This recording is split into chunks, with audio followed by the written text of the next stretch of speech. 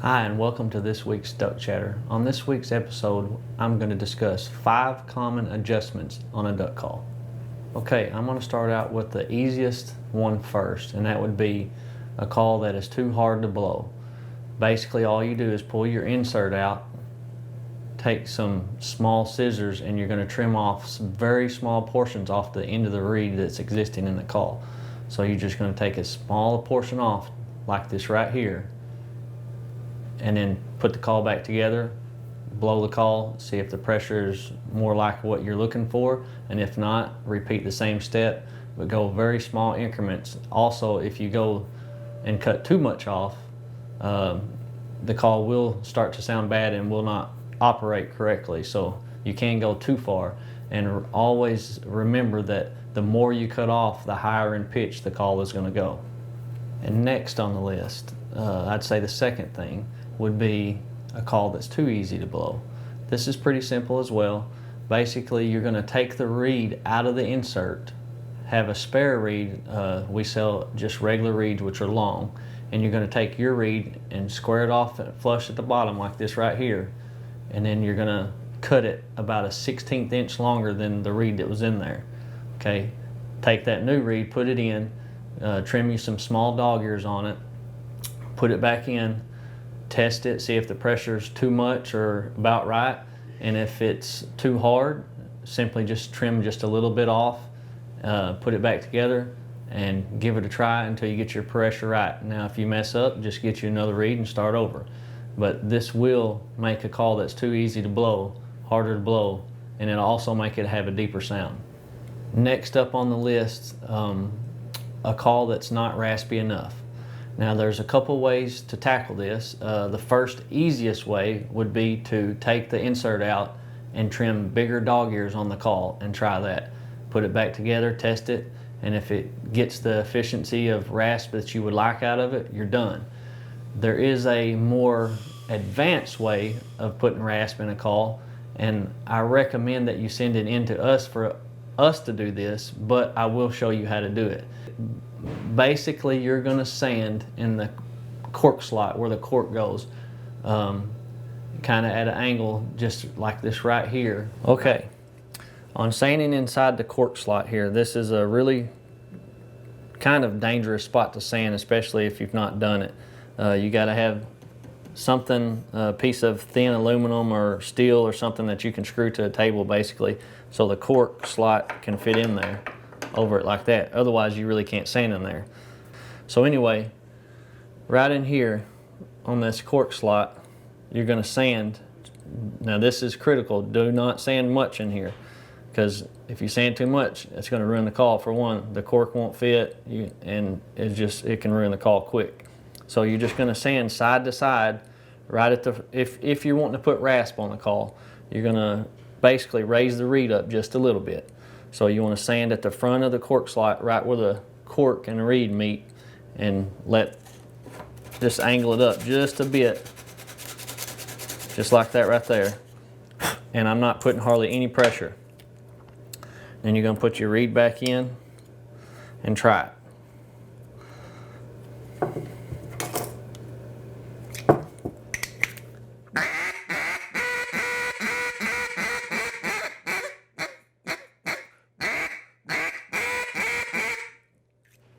It made it raspier for sure.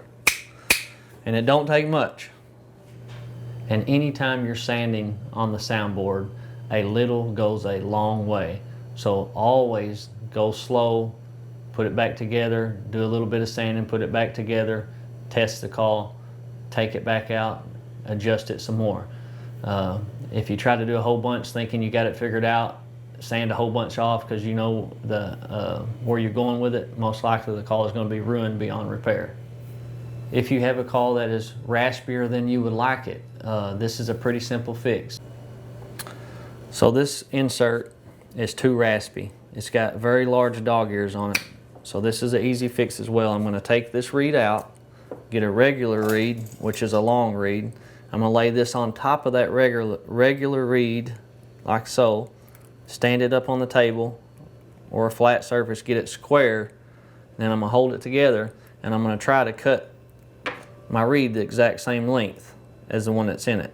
So I'm just gonna bump my blade, top blade against the top reed, and I'm gonna cut that off. And that's a exact same length reed. So what I'm gonna do is take this reed and put it in this caul, and I'm gonna cut smaller dog ears on it. That way I can get a smoother sound and not as much rasp.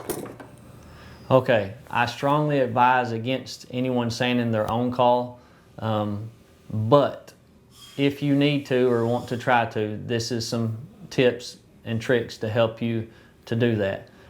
Once again, I still highly recommend you send the caul in to us and let me retune the caul. All you have to do is put a note in the box when you ship it stating what you would like the caul to do, or what the caul that you dislike. And we do not charge anything for retuning. We only charge for return shipping. All right, last up on the list is a sticky caul. So if your caul has a little bit more hold than you're liking, I'm going to show you how to adjust that right here.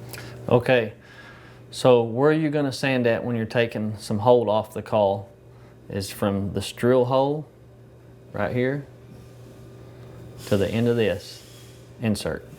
And you're going to want to follow the contour back and forth, kind of like rocking, and just sand it about 10 times back and forth. Get you a toothbrush, get all the excess sandpaper stuff off and the excess acrylic off from sanding. And then you're going to put your reed back in and try the caul. Now I'm going to try it.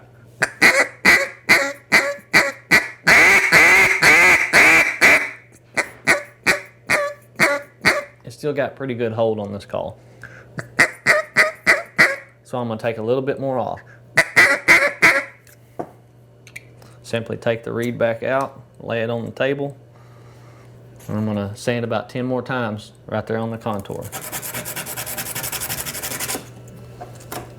Clean it off again. Put the reed back in it.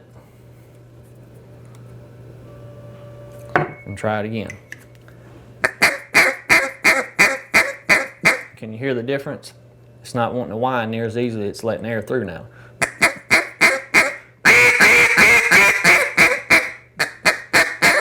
So it takes a little bit more air to get the caul operating now. That's about standard tune right there, so I'm going to leave it there.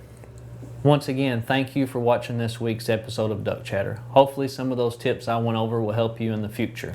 And I wanted to talk about the duck call that I spoke of last week, the special call that we're going to give away.